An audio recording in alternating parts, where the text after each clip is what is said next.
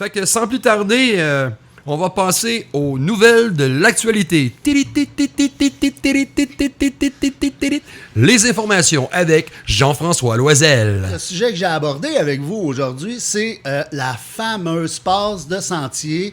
Encore et toujours, je vois beaucoup de confusion à travers à tout ce qu'on peut faire, ce qu'on surtout ne peut pas faire avec cette passe de sentier-là. Je vais séparer ça beaucoup, me le séparer en deux. En deux volets. Le premier volet, ça va surtout être qu'est-ce qu'on fait quand on perd notre passe de sentier ou notre vignette. Ouais.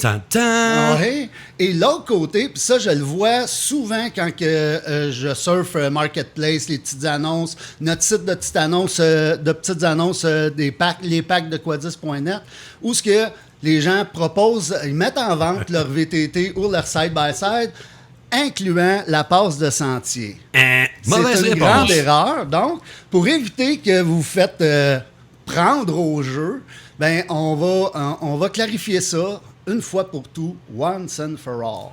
Oui, parce que c'est un problème récurrent, malheureusement. Ouais. On entend souvent parler de cette chose-là.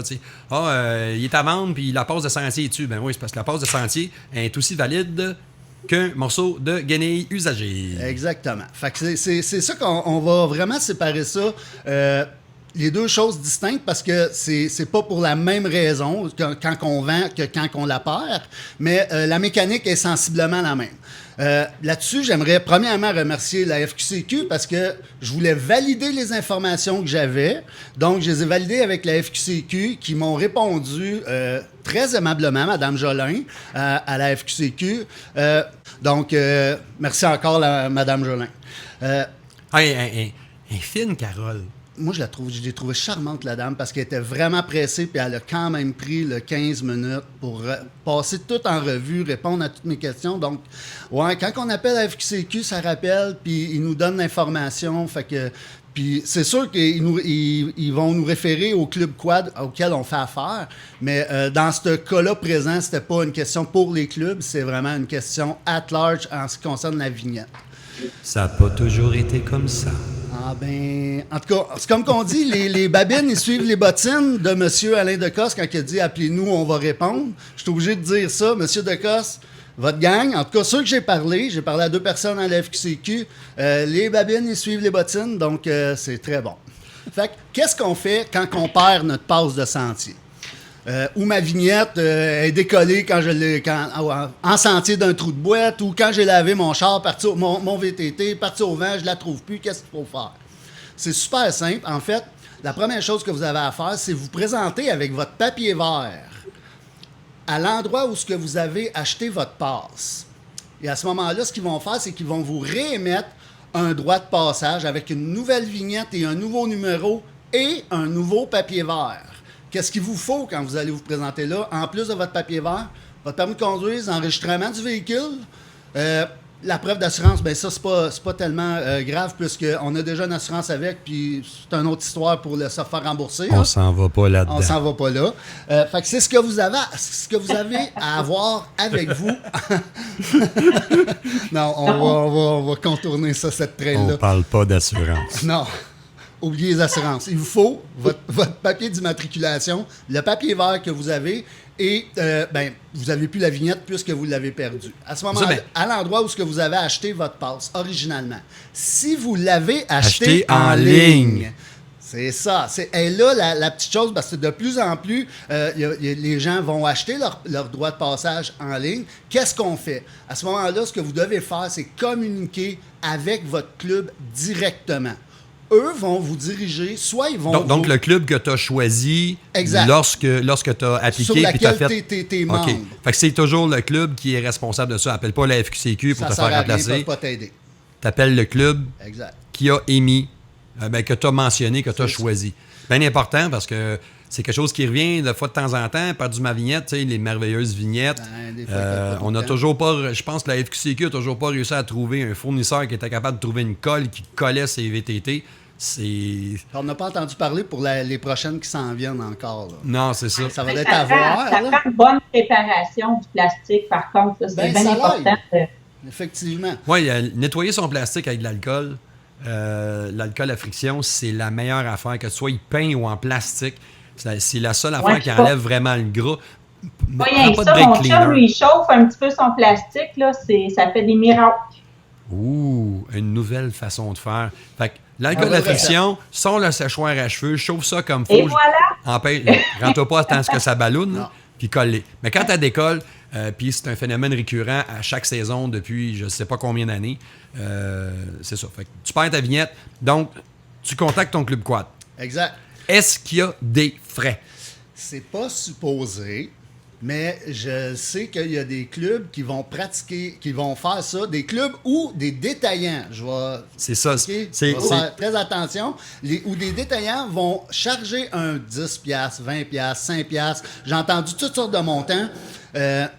En fait, selon les règles, c'est pas supposé, mais il y a une chose que, bon, à leur défense peut-être, là, parce qu'il faut quand même avoir les deux côtés de la médaille. Souvent, ces détaillants-là, ils n'ont aucun kickback sur la vente de ces produits-là. Ça leur prend du temps puis du workforce qu'ils pourraient mettre ailleurs. Donc, mais c'est surtout ça le problème. Ouais. C'est que c'est surtout si c'est un commerce. Parce que, je vais être honnête avec vous, il n'y a pas personne qui est payé pour faire des passes. Votre concessionnaire local ne reçoit pas une scène.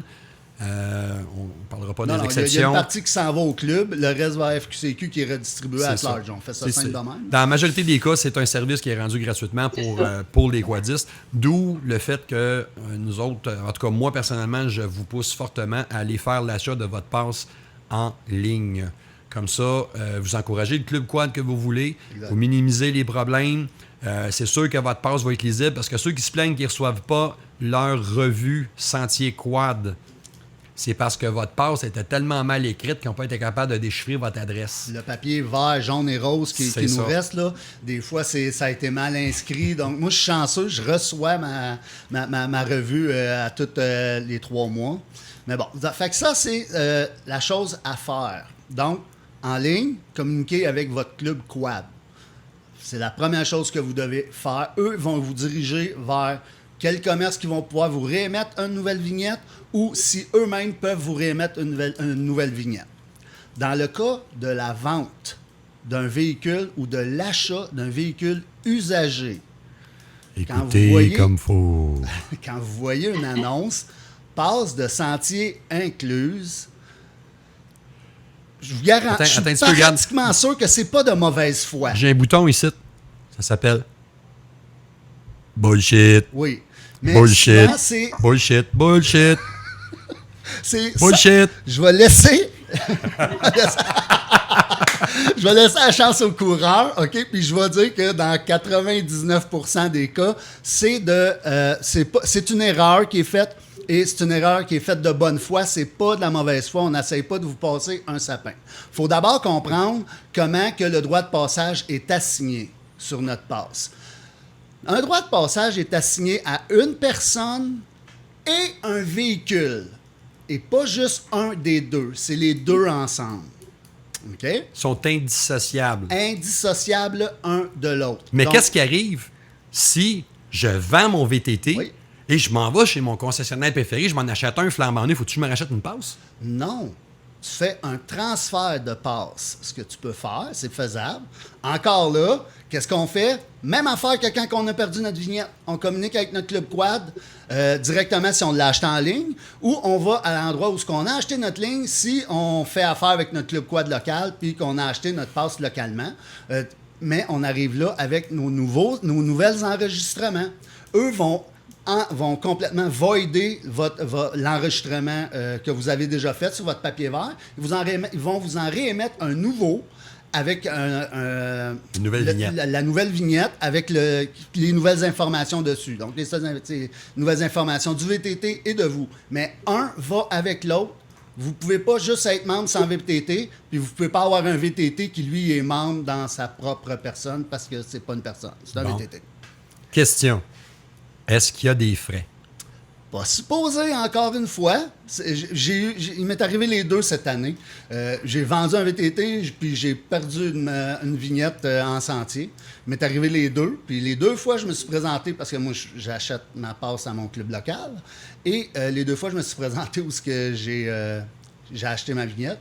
Puis ils m'ont réémis une nouvelle passe, sans problème. Quand j'ai vendu mon VTT, moi, la première affaire que j'ai faite, c'est que j'ai ôté la vignette. On t'enlève la vignette. Oui, j'ai ôté la vignette. J'ai mis ça avec mes enregistrements puis mon papier vert. Les enregistrements, je les ai signés, je les ai donnés à la personne qui a acheté mon VTT. Puis quand que j'ai acheté mon nouveau, mon side-by-side, ben, à ce moment-là, je me suis présenté où est-ce que j'ai acheté ma vignette avec l'ancienne vignette puis l'ancien papier vert. Puis à ce moment-là, ben, ils m'ont remis une nouvelle passe pour mon nouveau véhicule. Puis ça m'a coûté 0. C'est facile comme ça. Il suffit de bien comprendre que les deux sont indissociables. Machine, gars, s'il y a un changement, gars ou machine, il faut contacter le Club Quad local puis s'assurer qu'on est en loi. Donc, c'est assez clair. Si vous avez besoin d'autres informations, vous vous rendez sur le site web de la Fédération québécoise des clubs quad, fqcq.qc.ca, et l'onglet « Contactez-nous ». Vous pouvez joindre Mme Carole Jolin ou la gentille dame qui vous répond au téléphone là-bas pour vous renseigner si vous oubliez une partie de ce qui se passe ce soir. Ça et voilà. C'est terminé. On va passer maintenant...